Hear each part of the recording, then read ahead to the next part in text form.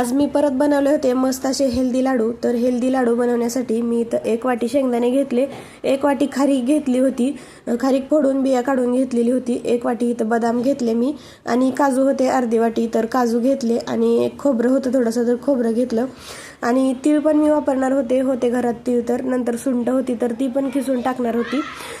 कढईमध्ये पाणी उकळून टाकून दिलं एकदा, कारण तिखट वास असेल तर निघून जातो म्हणून.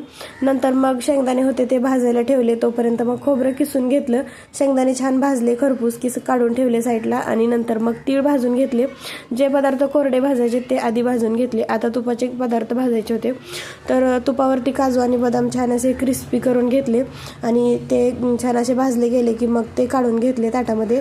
त्याचबरोबर जे खोबरं होतं किसलेलं, तर ते खोबऱ्याचा किस होता तर तो भाजून घ्यायचा होता. खोबरं जास्त बारीक किसलं नव्हतं. जी चिप्सची बाजू असती चिप्स करण्याची, तर त्यानं त्याचं हे करून घेतलं होतं. नंतर मग खारीक थोडीशी परतून घेतली तुपावरती, आणि आता वेळ आली बारीक करायची. तर बारीक करताना आधी मी खारीक बारीक करून घेतली, कारण खारीक 2-3 वेळा बारीक करावी लागते. खारीक आधी बारीक करून ठेवली, नंतर मग तीळ आणि शेंगदाणे बारीक केले, नंतर मग काजू आणि बदामची पावडर करून घेतली. आणि ही सुंठ आहे, तर सुंठ मी थोडीशी किसून जी खारकीची पावडर होती तर त्यामध्ये टाकली, जेणेकरून ती परत बारीक होईल. खोबरं वगैरे बारीक करून घेतलं, आणि नंतर मग खारीक मला ह्यावेळेस 2-3 वेळा बारीक करावी लागली, कारण खारीक थोडीशी उन्हाला मी लावली होती त्यामुळे थोडीशी कडक आली होती. तर मिस्टरांना गुळ आणायला सांगितला, तर त्यांनी असा हावाला गुळ आणला होता, काळा गुळ नव्हता आणला. तर आता म्हणलं काळा गुळ आणायला कधी खाली जाणार आहे तर वापरून टाकायचा, म्हणून तो गुळ घेतला. आधी किसायला घेतला, किसता येत नव्हता म्हणून फोडून घेतला दगडाने, आणि वितळवायला ठेवला. थोडंसं तूप टाकलं कढईमध्ये, त्यामध्ये गुळ वितळवायला ठेवला.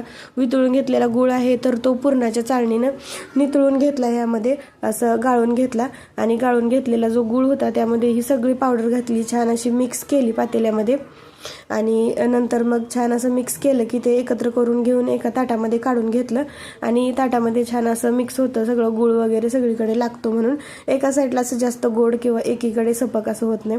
ताटामध्ये छान मिक्स केलं की नंतर मग छान असे लाडू बांधले मध्यम आकाराचे. ह्यावेळेस मी शेपचा वगैरे काही विचार नाही केला, पटपट लाडू बांधून घेतले, कारण थंड झालं ना मिश्रण शेवटी लाडू जुळले जात नाही, पावडर तशीच राहते म्हणून. गेल्या वेळेस तसंच झालं, 2-3 लाडूचे पावडर राहिली ना, त्याची मी पोळी केली नंतर मग, तर ते काय मी दाखवलं नव्हतं.